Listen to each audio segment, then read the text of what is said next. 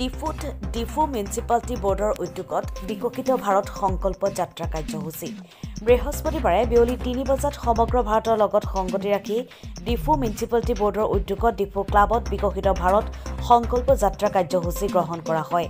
ভাৰত চৰকাৰ বিভিন্নজন কল্যাণমূলক আঁচনি ক্ৰমে আধাৰ পঞ্জীয়ন প্ৰধানমন্ত্ৰী উজ্জ্বলা যোজনা আয়ুষ্মান ভাৰত প্ৰধানমন্ত্ৰী আৱাস যোজনা ষ্ট্ৰীট ভেণ্ডৰ্ছ আত্মনিৰ্ভৰ আঁচনি হিতাধিকাৰীয়ে লাভ কৰিব পাৰিছে নে নাই তাৰ ওপৰত ব্যৱস্থা গ্ৰহণ কৰা হয়।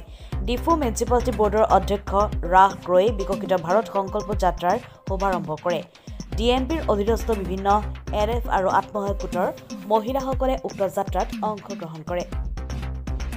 ডিএমপিৰ জ্যেষ্ঠ কাৰ্যবাহী অভিযন্তা নিপুচৰণ দত্ত, সহকাৰী কাৰ্যবাহী অভিযন্তা প্ৰদীপ ৰংপি আৰু কেইবাগৰাকী ৱাৰ্ড কমিছনাৰ উপস্থিত থাকে।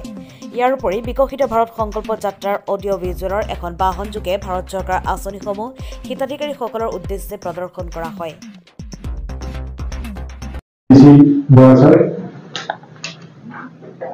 উপস্থিত আমাৰ সাংবাদিক বন্ধুসকল, আজি আপোনালোকৰ পৰা এটা বিশেষ উদ্দেশ্যৰে মতা হৈছে।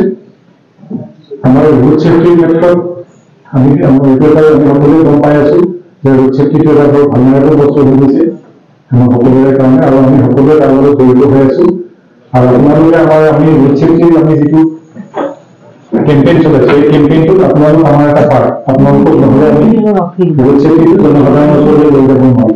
সেই উদ্দেশ্যৰে আজি জিলাত ডিষ্ট্ৰিক্ট ৰোড ছেফটি কমিটি আছে, ডিষ্ট্ৰিক্ট ৰোড ছেফটি কমিটিৰ ফালৰ পৰা সেইখন আয়োজন কৰা হৈছে। আপোনাৰ সংবাদখন সম্বোধন কৰিবলৈ আমাৰ জিলা আয়ুক্ত মহোদয়ে তাৰ আগতে নতুন বছৰ আহি আছে। নতুন বছৰৰ কাৰণে আপোনালোকক ডিষ্ট্ৰিক্ট ৰোড ছেফটি কমিটিৰ ফালৰ পৰা এটা সম্বৰ্ধনা জনাই দিব বিচাৰিছো বাইদেউ।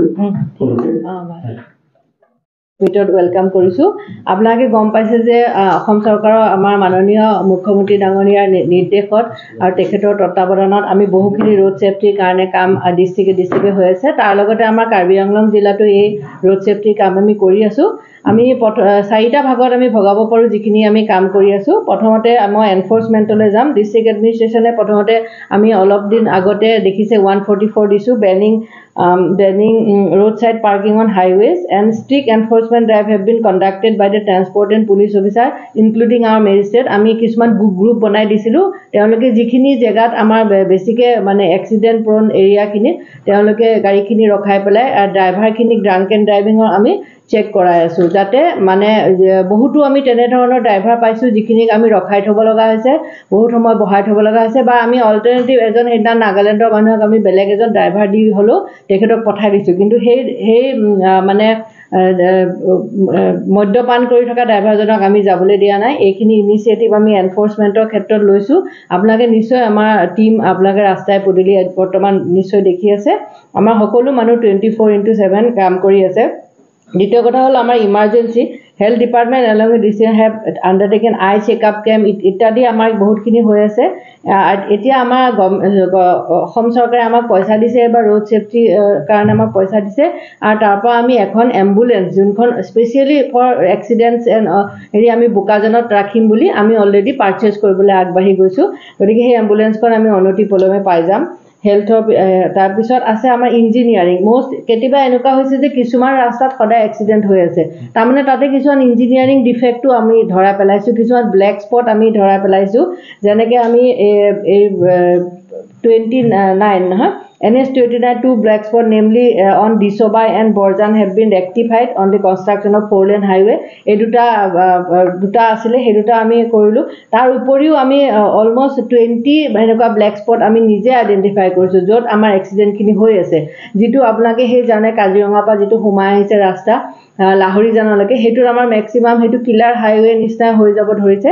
গতিকে আমি তাতেও স্পটবোৰ আইডেণ্টিফাই কৰিলোঁ, আৰু যিখিনি এতিয়া আমাক পইচা দিলে তাতে PWDয়ে তাৰ পৰাই ৰেক্টিফিকেশ্যনৰ কামখিনি এতিয়া বৰ্তমান কৰি আছে, আৰু তাৰ আগতেও কৰিছিলে 6 মাহ আগতেও। কিন্তু যিহেতু এই কিছুমান ট্ৰেফিক কালমিং হেৰিখিনি কেতিয়াবা বেয়া হৈ গৈ থাকে, গতিকে আকৌ সেইখিনি তেওঁলোকে এতিয়া কৰি আছে।